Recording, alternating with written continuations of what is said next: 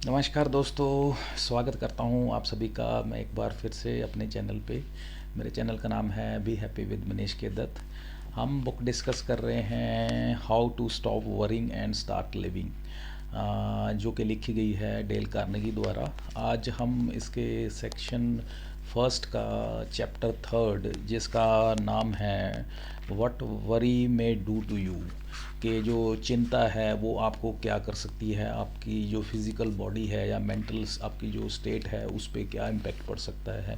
क्या आपकी मानसिकता या आपकी जो शरीर पे इसका बुरा असर पड़ सकता है, उसके रिगार्डिंग जो है इसमें चैप्टर डिस्कस, इसमें ऑथर जो है डिस्कस करते हैं इस चैप्टर में हमारे साथ। और यहाँ पे ऑथर, अगर हम इसको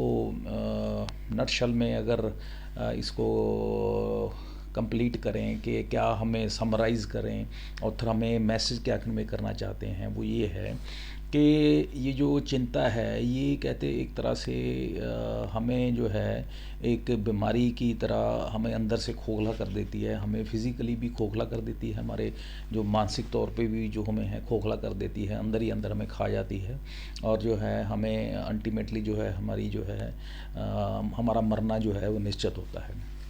देखने से हमें लगता है, सामने वाले को लगता है या देखने से हमें लगता है ऊपर से कि हम फिज़िकली ठीक हैं या मेंटली ठीक हैं, बट अंदर से क्या है, हम बिल्कुल टूट चुके होते हैं, बिल्कुल खोखले हो चुके होते हैं। चाहे वो आपके फिज़िकल बॉडी की बात करें या आपके मेंटल स्टेट की बात करें। तो इस चीज़ को ऑथर बताते गए हैं कि हमें इसको अंडरस्टैंड करना है, और इसके साथ साथ और हमारे बॉडी में फ़िज़िकल स्टेट पे क्या क्या हमारे और दिक्कतें आती हैं, हमारे फिज़िकल बॉडी में क्या क्या चेंजेस आती हैं चिंता की वजह से, और आपके मेंटल स्टेट पे जो हैं कहते क्या क्या इश्यूज आते हैं, क्या क्या दिक्कतें आती हैं, वो ऑथर यहाँ पे डिस्कस करते हैं और उनको हम कैसे अवॉइड कर सकते हैं। ये सारा जो है इस चैप्टर में ऑथर हमारे साथ डिस्कस करते हैं।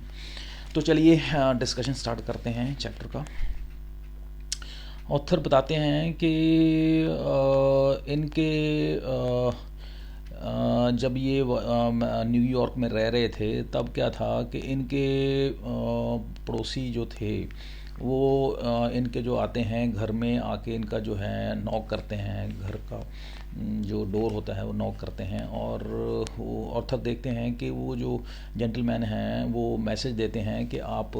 अपनी पूरी फैमिली को वैक्सीनेट करवा लीजिए, स्मॉल पॉक्स जो है बुरी तरह से पूरे शहर में जो है फैल रहा है। एक इसकी जो है पूरे शहर में एक ये न्यूज़ जो थी वो पूरी तरह से आग की तरह फैल रही थी, और ये जो इनके जो पड़ोसी थे वो वॉलंटियर थे, एक पूरी तरह से ये एक समाज सेवा कर रहे थे पूरी सिटी में, और जो इंसान थे या पूरी ऑर्गेनाइजेशन थी जो वॉलंटियर कर रहे थे इसको मैसेज को पहुंचाने के लिए आम जनता में कि आप जो हैं अपनी वैक्सीनेशन करवाइए। तो उनमें ये एक इनके पड़ोसी भी उनमें से एक थे। तो ऑथर यहाँ पे बताते हैं कि जो इस तरह से ये जो वॉलंटियर्स थे किस तरीके से जो हैं पूरे शहर में, पूरे देश में जो है एक तरह से एक पूरी वेव चल रही थी, एक मुहिम चल रही थी स्मॉल पॉक्स के अगेंस्ट, के किस तरह से लोगों को अवेयर किया जा रहा था कि आप जो है इसके लिए वैक्सीनेशन करवा लीजिए। और यहाँ पे कहते इस वजह से जो है एक बहुत बड़ा डर, चिंता का जो है एक वेव, जो कि लहर थी जो पूरे शहर में और पूरे देश में फैल चुकी थी। लोगों में एक बहुत डर जो है बैठ गया था उनके मनों में कि ये जो है स्मॉल पॉक्स जो है ये एक बहुत बड़ा इशू है, और ये इतना बड़ा कहते ये कहाँ से क्रिएट हुआ, ये इतनी बड़ी वेव या इतना बड़ा जो कहते हैं डर कहाँ से पैदा हुआ। ये डर का बेस क्या था? डर का बेस ये था कि सिटी में, इनके जो न्यूयॉर्क सिटी में कहते हैं 8 बंदों को ये डिटेक्ट हुआ आउट ऑफ 8 मिलियन पीपल। कहते 8 मिलियन पीपल में से कहते हैं 8 बंदों को ये डिटेक्ट हुआ स्मॉल पॉक्स, और उसमें से 2 बंदों की डेथ हो जाती है। और ये 2 बंदों की डेथ की वजह से जो है पूरे सिटी में, पूरे देश में बवाल खड़ा हो जाता है, और जो है एक तरह से दहशत का माहौल बन जाता है, और जो है चिंता का माहौल बन जाता है, और लोग जो हैं पूरे डर जाते हैं, सहम जाते हैं। और ऑथर यहाँ पे बताते हैं कि किस तरीके से जो भी इनके जो फॉर एग्ज़ाम्पल जैसे कि कह रहे हैं कि इनके जो पड़ोसी थे वो मैसेज कन्वे कर रहे थे सभी तरफ, और वॉलंटियर्स भी मैसेज कन्वे कर रहे थे सभी जगह कि आप जो हैं इसके लिए वैक्सीनेशन के लिए जाएं और करवाएं वैक्सीनेशन। और जो सरकार भी थी वैक्सीनेशन का पूरा इंतज़ाम करवा रही थी। अकेले हॉस्पिटल्स ही नहीं, कहते फायर स्टेशन, पुलिस स्टेशन, जितने स्कूल्स, ग्राउंड्स, सभी कहते हैं बिल्कुल जो हैं लोगों की लाइनें लगी हुई थी और वैक्सीनेशन चल रही थी बड़े वार फुटिंग पे। और कहते हैं कि लेकिन यहाँ पे ये जो फैक्ट है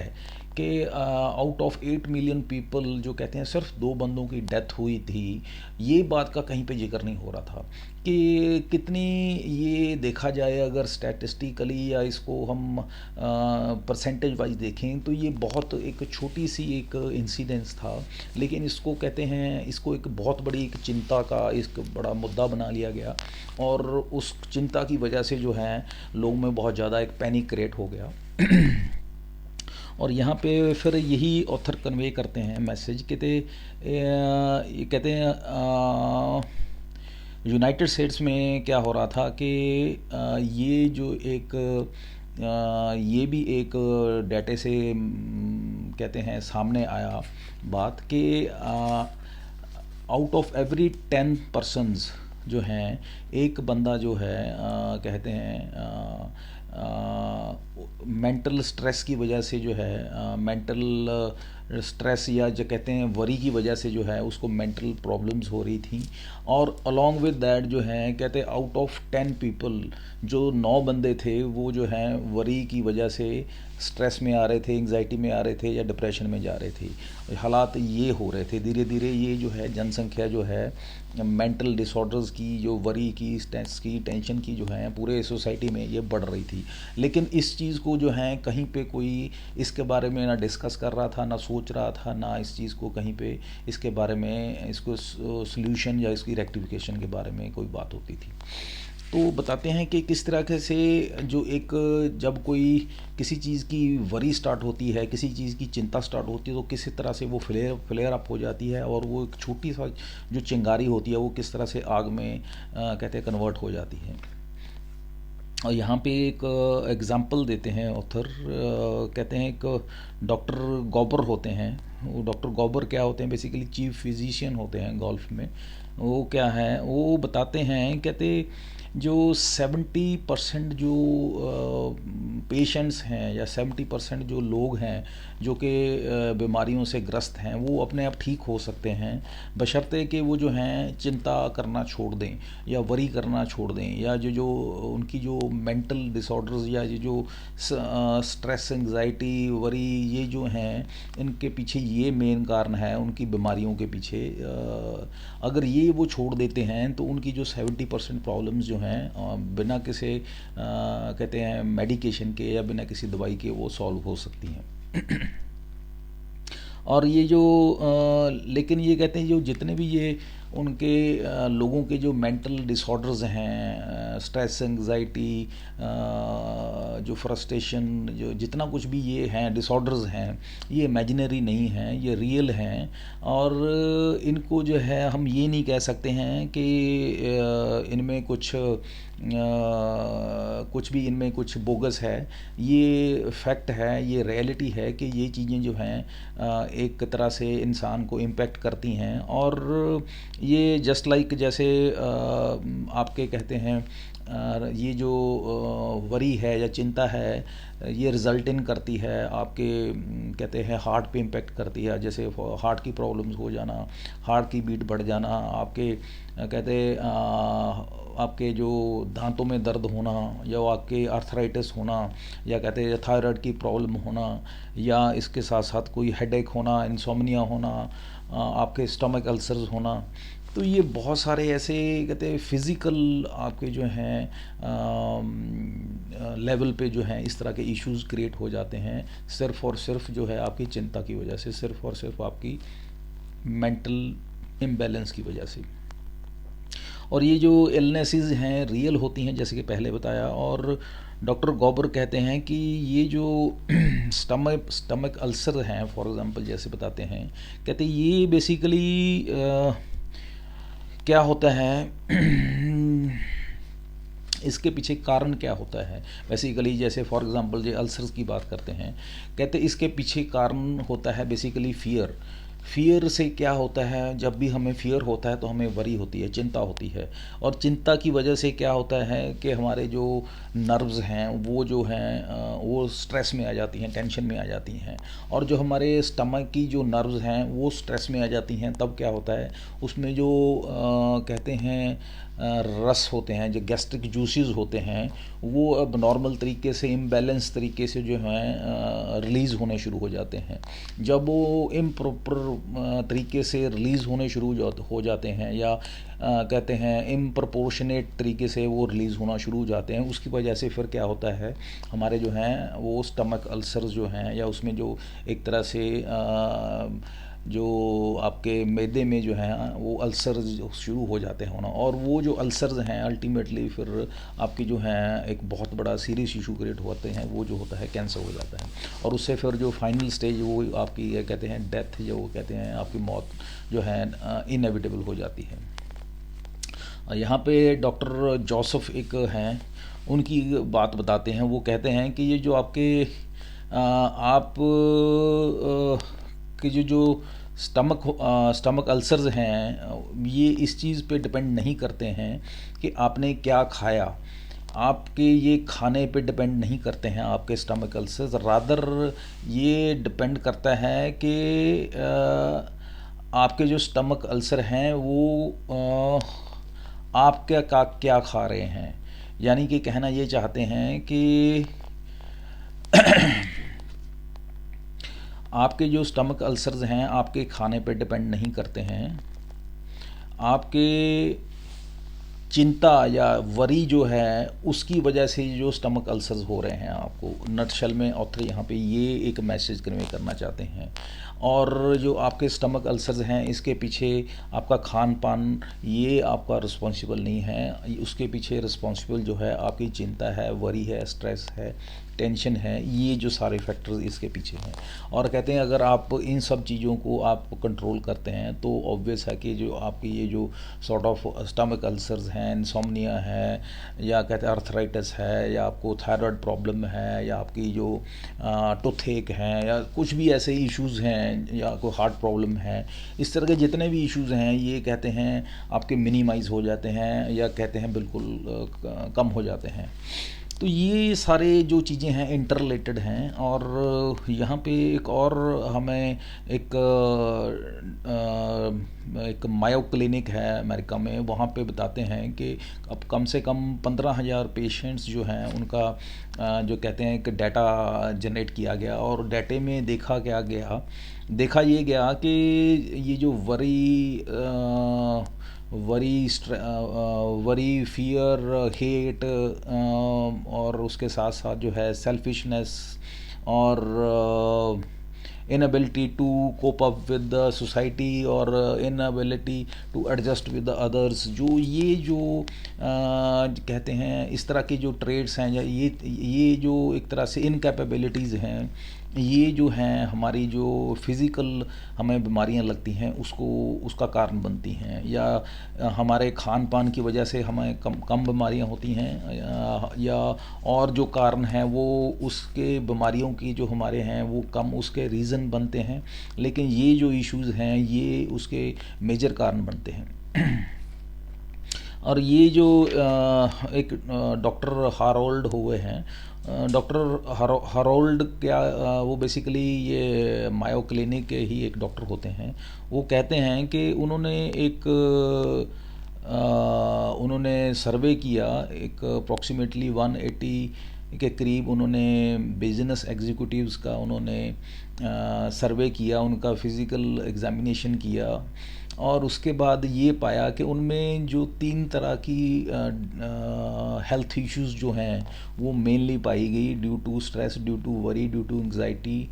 और वो 3 तरह की प्रॉब्लम्स क्या पाई गई, एक तो पहली तो हार्ट डिजीज़ उनके पाई गई, दूसरा उनके स्टमक अल्सर्स पाए गए, तीसरा उनके जो हैं उनकी कहते हैं हार्ट की जो है हार्ट डिजीज़ जो है, हार्ट डिजीज़ के साथ साथ हाई ब्लड प्रेशर जो है वो पाया गया। यानी कि high blood pressure, stomach ulcers and heart disease, ये जो हैं 3 मेन जो बीमारियां जो हैं रिजल्ट इन हुई उनकी जो है सिर्फ और सिर्फ चिंता की वजह से। और ये कहते हैं, फिर यहाँ पे ऑथर बताते हैं कि ये जो बिजनेस एग्जीक्यूटिव सो कॉल्ड जितने अपने अपने बिजनेसेस में इतने सक्सेसफुल, इनको जो कि सोसाइटी में माना जाता था या माना जाता है, आज की डेट में भी जो सो कॉल्ड बिजनेसमैन हैं, हाई एंड जो सोसाइटी में हायर रैंक पे जो बिजनेसमैन हैं, सक्सेसफुल बिजनेसमैन जिनको हम मानते हैं, कहते इतनी उनकी लाइफ में चिंता है, स्ट्रेसफुल लाइफ है, और उनकी वजह से उनकी लाइफ में ये heart disease, stomach ulcers, insomnia और हाई ब्लड प्रेशर, ये जो चीज़ें अगर उनकी लाइफ में होती हैं तो फिर कहते हैं उनकी सक्सेस का क्या फ़ायदा। ऐसी सक्सेस का क्या फ़ायदा कि आपके जो हैं, आप सो नहीं पा रहे हैं, आप कुछ खा नहीं सकते हैं, आप उठ बैठ नहीं सकते हैं, आप फिज़िकली आपको ठीक महसूस नहीं कर रहे हैं, और कहते हैं आपको हार्ट की प्रॉब्लम हो रही है, आप डायबिटिक हो गए हैं। तो कहते हैं इस तरह की सक्सेस का आपको क्या फ़ायदा कि आप कहते फिज़िकली आप अच्छा ना फील करें, तो इसी सक्सेस का कोई फ़ायदा नहीं है, you are at basically failure हैं आप। तो ऑथर हमें कहते हैं कि हमें जो है अपनी हेल्थ को प्रायोरिटी देनी चाहिए, और हेल्थ को प्रायोरिटी देने के बाद अलॉन्ग विद दैट जो है हमें नो डाउट अपनी एक प्रोफेशनल सक्सेस जो है उसको भी हमें देखना है, उसको भी ध्यान रखना है। बट हम at the cost of our health जो है वो हमें ये जो है इस तरह की जो प्रोफेशनल या सो कॉल्ड मटेरियलिस्टिक जो सक्सेस है उसका कोई फ़ायदा नहीं है। और यहाँ पे एक एग्ज़ाम्पल ऑथर देते हैं कि एक सिगरेट मैन्युफैक्चरर होता है, कंपनी का मालिक होता है, वो अपने 60s में जो है उसकी डेथ हो जाती है हार्ट अटैक की वजह से। तो यहाँ पे बताते हैं कि वो हालांकि मिलीनियर था, बट वो कहते हैं कि मैं मानता हूँ कि वो जो है मेरे फादर, जो कि फादर उनके अब 90s में अपनी एज के 90s में वो उनकी डेथ होती है, अब 90 साल के करीब उनकी एज होती है, फिज़िकली फ़िट होते हैं, लेकिन उनके पास फाइनेंशियली तौर पे अगर देखे जाएँ तो वो इतने कहते हैं सो कॉल्ड रिच नहीं होते हैं, लेकिन फिर भी वो उनको जो कहते हैं उनको ज़्यादा वेल्दी मानता है अपने फादर को as compare to that businessman, क्योंकि उनके फादर जो थे अपनी इतनी एज उनके होने के बावजूद वो फिज़िकली फ़िट थे और अपना लाइफ को एंजॉय कर रहे थे, उनको कोई बीमारी नहीं थी। तो यहाँ पे ऑथर बताते हैं कि मैं मानता हूँ कि मेरे फादर जो हैं उससे ज़्यादा सक्सेसफुल थे उस बिजनेसमैन से, क्योंकि वो फिज़िकली फ़िट थे और वो इतनी उनकी लंबी उम्र थी, कोई बीमारी नहीं थी, जबकि उस बिजनेसमैन को जल्दी एज में वो उसकी डेथ हो गई, ना वो खा पी सकता था ना वो पी सकता था, उसको तरह तरह की बीमारियां थी और जल्दी अर्ली एज में वो डेथ हो गई। हाँ, नो डाउट उसके पास वेल्थ थी, लेकिन उस वेल्थ का क्या फ़ायदा जब उसको फिज़िकली वो उस चीज़ को एंजॉय नहीं कर पाया। और यहाँ पे ऑथर फिर यही बात करते हैं कि ये जो हमारे जितने भी ये नर्वस ब्रेकडाउन या जितनी भी ये जो प्रॉब्लम्स हैं विद रिस्पेक्ट टू वरी, हमारी स्ट्रेस, एंग्जाइटी, टेंशन, स्ट्रेस, जितना कुछ भी ये है, इसको ये जो हैं मोशंस की वजह से जो प्रॉब्लम्स हैं इनका जो है हमारे जो डॉक्टर्स हैं वो इनका जो इलाज है वो बेसिकली बॉडी पे करते हैं। कहने का मतलब ऑथर ये चाहते हैं कहना कि हमारी वो जो हैं कहते हैं बॉडी को ठीक करने की कोशिश में लगे रहते हैं, हमें मेडिसिन देते रहते हैं और हमारी बॉडी को मेडिसिन दे के ठीक करने की कोशिश करते रहते हैं, जबकि ये जो प्रॉब्लमें हैं, ये दिक्कतें हैं, ये मानसिक हैं, ये हमारे मेंटल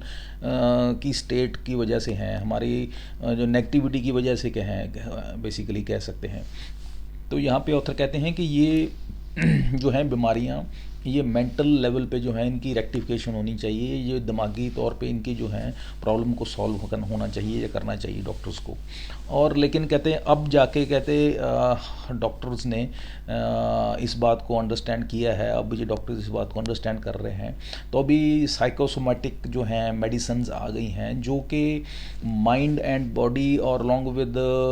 दीज टू फैक्टर्स, कहते हैं दिमाग यानी कि आपका सो कॉल्ड माइंड और और आपकी फ़िज़िकल बॉडी दोनों को दोनों पे असर करती हैं दवाइयाँ, और दोनों फ्रंट पे जो है असर करके ये जो बीमारियों को जो है दूर करती हैं। तो ये अब ऐसी दवाइयाँ आ गई हैं जो दोनों फ्रंट पे जो हैं काम करके जो है फाइनली जो है आपको बेनिफिट करती हैं। तो लेकिन आज से पहले ये था कि ये जो so called stress, worry, anxiety, ये जो इतने भी इमोशंस थे, इन इमोशंस को नहीं समझा गया, और इनकी जो रेक्टिफिकेशन के लिए जो कहते हैं सो कॉल्ड डॉक्टर्स ने कुछ इनके लिए मेडिसिन्स नहीं उनके बारे में ज़रूरत समझी निकालने की, रादर वो फिज़िकल बॉडी पे ही फोकस करते रहे, उस पे ही स्ट्रेस करते रहे कि उसको दवाइयाँ दे के ठीक किया जाए, जबकि ये जो प्रॉब्लम्स थी वो बेसिकली मानसिक तरह की बीमारियां थी, और ये जो मेंटल रिलेटेड प्रॉब्लम्स थी वो जो रेक्टिफिकेशन उनकी होनी थी वो मानसिक लेवल पे ही होनी थी, रादर फिज़िकल एंड पे। तो ऑथर अल्टीमेटली हमें यहीं पे ये कन्वे करते हैं कि इंसैनिटी यानी कि पागलपन, ये यहाँ पे ऑथर डिस्कस करते हैं कि पागलपन भी लोगों को हो जाता है जब उनकी जो एक लिमिट क्रॉस हो जाती है, उनकी ये कहते हैं मेंटल इक्विलिब्रियम जो है उनका इतना ज़्यादा ख़राब हो जाता है कि वो पागल हो जाते हैं, जब उनको कोई प्रॉपर मेडिकेशन नहीं मिलती, प्रॉपर उनकी इलाज नहीं होता है। तो इसका अल्टीमेटली फिर कहते हैं कि इलाज इसका क्या है, इसका इलाज उस स्टेज से पहले ही हो सकता है, उस स्टेज से पहुंचने से पहले कि उसको जो है प्रॉपर उसकी जो है रेक्टिफिकेशन हो, वो इन टर्म्स ऑफ थेरेपी हो, चाहे वो इन टर्म्स ऑफ मेडिकेशन हो, दवाइयों के साथ हो। लेकिन ये जो है इसका जो बेसिक रूट कॉज है वो वही है, वरी है, चिंता करना है, या स्ट्रेस है, एंग्जाइटी है। जब तक इस रूट कॉज को हम रेक्टिफाई नहीं करेंगे, उसको ठीक नहीं करेंगे, तो ये जो है ये इनएविटेबल है, ये जो पागलपन है या इंसैनिटी होना। ऑथर यहाँ पे एक डॉक्टर हुए हैं, डॉक्टर कार्ल मेनिंगर इन्होंने बताया है कि इन्होंने एक बुक लिखी, बेसिकली उन्होंने ये नहीं बताया कि उसमें कि वरी जो है, चिंता है, उसको हम कैसे अवॉइड कर सकते हैं, लेकिन एक वरी जो है आपकी बॉडी पे क्या क्या इम्पेक्ट करती है, और आपकी बॉडी को या आपके सो कॉल्ड माइंड पे क्या क्या इम्पेक्ट डालती है, क्या रिजल्ट इन करती है, उसके जो हैं उसके बारे में इसमें बुक में पूरा बताया है कि किस तरह से जो है स्ट्रेस, एंग्जाइटी, फ्रस्ट्रेशन, इरिटेशन और रिसेंटमेंट, ये जो सारे इमोशंस हैं, ये हमारे कैसे इनका जो है बॉडी पे इम्पेक्ट पड़ता है, ये सारा उसमें डिस्कस किया है। तो यहाँ पे ऑथर बताना यही चाहते हैं कि हमें इस चीज़ को सीरियसली लेना चाहिए कि ये जो सो कॉल्ड बीमारियाँ हैं, इनका जो रीज़न है वो सिर्फ फियर है, और फियर जो चिंता करना है, चिंता करने से जो हैं सारी उसके बाद जो हैं रिजल्ट इन होती हैं, सारी आगे चीज़ें जो हैं उसके आगे बढ़ना शुरू हो जाती हैं, वो मेंटल डिसऑर्डर्स भी हैं, उसके बाद फिज़िकल डिसऑर्डर्स भी हैं। और इसके बाद ऑथर फिर एक हमारे साथ एक शेयर करते हैं एक एग्ज़ाम्पल। वो एग्ज़ाम्पल क्या हमारे साथ शेयर करते हैं, वो करते हैं कि एक बेसिकली फ्रेंच फ़िलासफ़र होते हैं, मेयर होते हैं, वो क्या कहते हैं कि वो कहते हैं कि मैं जो है अपनी लाइफ में कभी भी जो है चिंता नहीं करता हूँ, और चिंता इसलिए नहीं करता हूँ कि क्योंकि चिंता करने से जो है अल्टीमेटली उसका फ़ायदा नहीं होगा। फ़ायदा नहीं होगा इन द सेंस कि चिंता करने से कोई भी प्रॉब्लम का सल्यूशन नहीं है, रादर उस पे एक्ट करके, उसके बारे में कुछ ना कुछ उसका रेक्टिफिकेशन करके, फिज़िकल एक्ट करके उस प्रॉब्लम को सॉल्व करके उसका सल्यूशन किया जा सकता है, बजाय इसके कि बैठ के उसके बारे में सोचते रहें और सोच के उसकी चिंता करते रहें। उससे क्या होगा, उससे अल्टीमेटली जो है आपकी प्रॉब्लम बढ़ेगी, आप जो है उसका जो है आपका उसका हार्म होगा, आपको नुकसान होगा। और यहाँ पे ऑथर अब बताते हैं कि ये जो चिंता है उसका और क्या क्या नुकसान हमारी बॉडी पे होता है। यहाँ पे सबसे पहले ऑथर डिस्कस करते हैं कि हमारी बॉडी पे जो इम्पैक्ट जो आते हैं उनमें से सबसे पहले इन्होंने लिया है, एक डॉक्टर रसल्स हुए हैं, उनके अकॉर्डिंगली हमें सबसे पहले एग्जांपल उन्होंने दी है आर्थराइटिस की, कि ये हमें आर्थराइटिस की एक बहुत बड़ी प्रॉब्लम क्रिएट हो जाती है वरी की वजह से, चिंता की वजह से। और ये जो आर्थराइटिस है ये भी कई तरह का होता है, और इस आर्थराइटिस होने में 4 कारण मेन हैं बेसिकली। जैसे फॉर एग्जांपल आपका जो मैरिज लाइफ डिस्टर्ब है, मैट्रिमोनियल इशू है, आपका कोई फाइनेंशियल आपका कोई इशू है, स्ट्रेस है, आपकी फाइनेंशियल कहते हैं आपको कोई प्रॉब्लम आ रही है, आपने कहते हैं खर्चे नहीं आप संभाल पा रहे, आपको उनको मैनेज नहीं कर पा रहे, आपकी जो आप अकेले हैं, आपको चिंता है, वरी है, आपको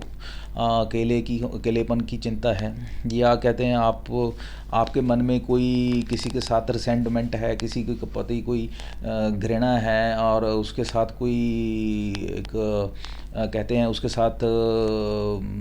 रिसेंटमेंट है, कोई आप बदले की भावना है उसके साथ। तो ये 3-4 कारण हैं अलॉन्ग विद अदर रीजंस जिसकी वजह से आर्थराइटिस हो जाता है। और इसमें अल्टीमेटली कहते हैं कि ये जो इसका रेक्टिफिकेशन जो है, नो डाउट मेडिसिन्स जो हैं वो लेने के साथ साथ अल्टीमेटली हमें जो है इस जो सो कॉल्ड वरी है, चिंता है, उसको हमें कंट्रोल करना होगा, तब हम इसको काफ़ी हद तक जो है कंट्रोल कर सकते हैं। और एक इसके बाद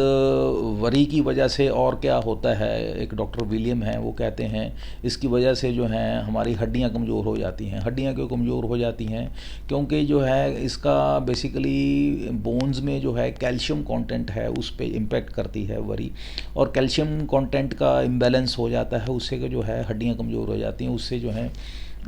टूथ डिके होना, हड्डियों का फ्रेजाइल होना, ये सारा सिस्टम शुरू हो जाता है। और उसके नेक्स्ट जो है इससे क्या होता है, वरी करने से जो है आपकी थायराइड की फंक्शनिंग है वो डिस्टर्ब हो जाती है, वो may be come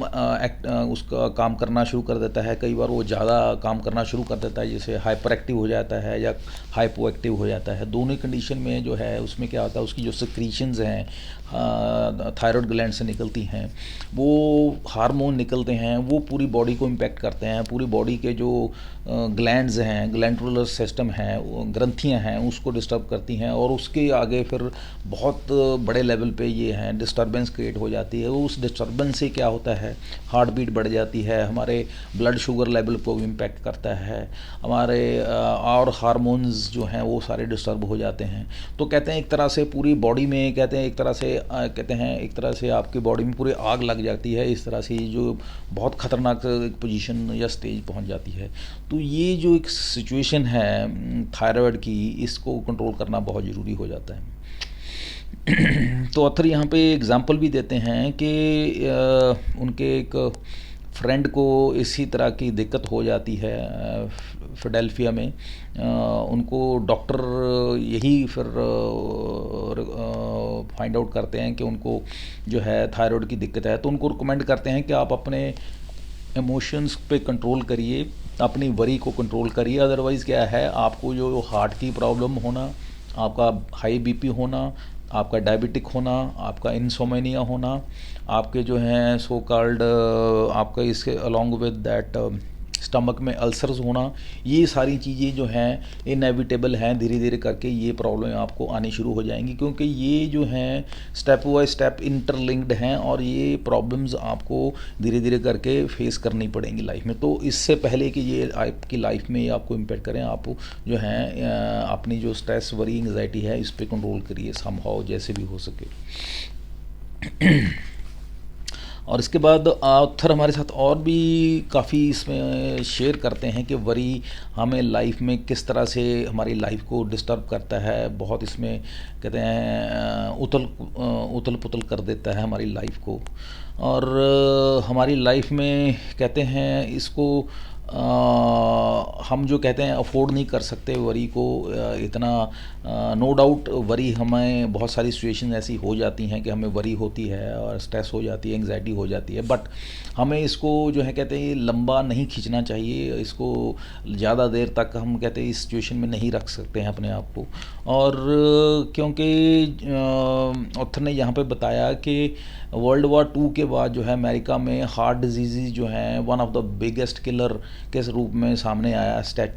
statistic data ने ये बताया। और वर्ल्ड वार 2 के बाद जो है कहते हैं 3 मिलियन पीपल की डेथ हुई, और उसके बाद अकेले हार्ट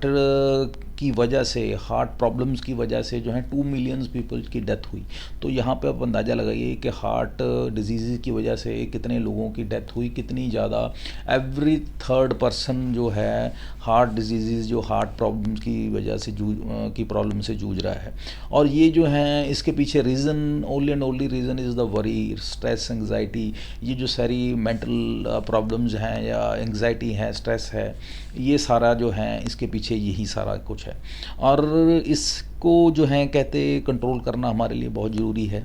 और इसको कहते हैं एक सर विलियम जेम्स हुए हैं, उन्होंने बताया, कहते जो भगवान है वो हमारे गलतियों को माफ़ कर सकता है, हमारे जो पाप हैं उसको माफ़ कर सकता है, लेकिन जो हमारा नर्वस सिस्टम है वो हमें माफ़ नहीं करता। वो जो कहते हैं सो कॉल्ड अगर मेंटल हमारा ब्रेकडाउन होता है, जो हमें चिंता, वरी, एंग्जाइटी, स्ट्रेस होती है, तो उसके जो रिज़ल्ट हैं वो जैसे पहले बताया कि उसके बाद आपके जो हार्ट डिजीज़ होना, स्टमक अल्सर्स होना, डायबिटिक होना, थायराइड डिसऑर्डर होना, आर्थराइटिस होना, आपके सो कॉल्ड हाई बीपी होना, ये सारी जो प्रॉब्लम्स हैं होनी ही होनी हैं। तो हमें इस चीज़ को कंट्रोल करना ही करना है हर हाल में। तो इस चीज़ को अब कहते हैं कि इस वरी को कैसे कंट्रोल करना चाहिए, इसके बारे में ऑथर डिस्कस करते हैं। इससे पहले हमें और भी एक एग्जांपल देते हैं। एक कहते जो चाइना के जो वार लॉर्ड्स थे, बेसिकली जो उनके डकैत थे या बड़े बड़े वार लॉर्ड्स होते थे, या हिटलर था, वो एक बड़ा क्रूअल मेथड यूज़ करता था। वो मेथड क्या था, बेसिकली वो हाथ पैर बांध के जो प्रिजनर्स होते थे उनके सर के ऊपर जो है बूंद बूंद करके जो है पानी सर के ऊपर जो है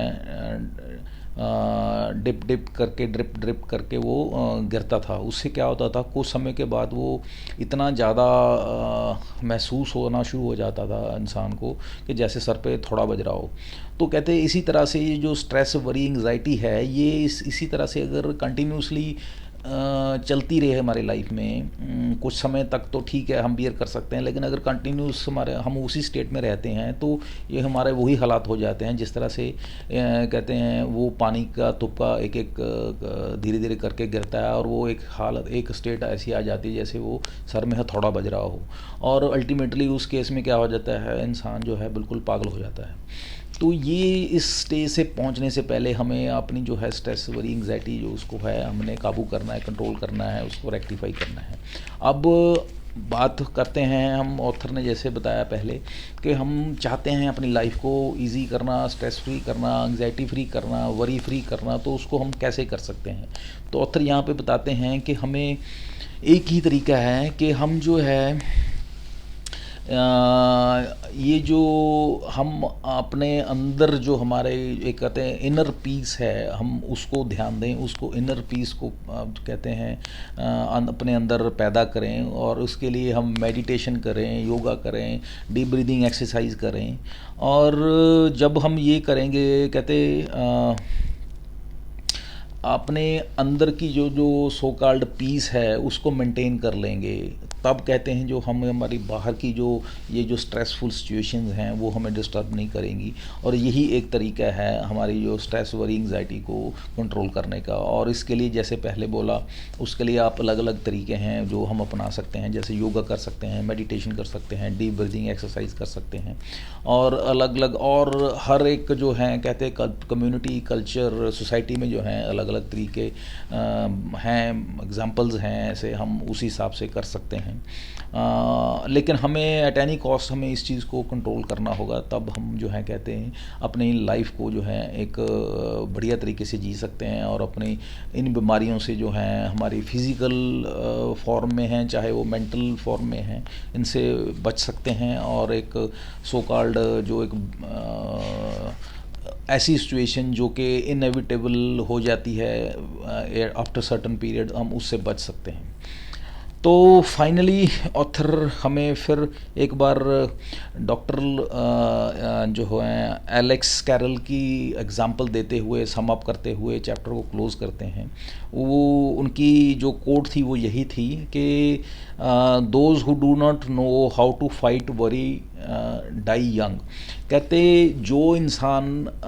ये नहीं जानते या ये नहीं समझते कि अपनी वरी को, अपनी चिंता को कैसे कंट्रोल करना है, कैसे आइडेंटिफाई करके कंट्रोल करना है, वो जल्दी मर जाते हैं। तो ये जो है कोट जो है ऑथर बताते हैं कि ये बहुत काम की है, ये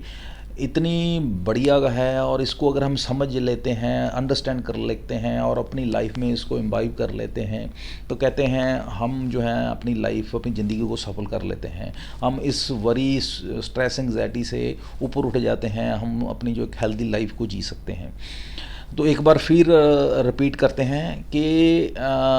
डॉक्टर क्या कहते हैं, डॉक्टर एलेक्स कैरल कहते हैं,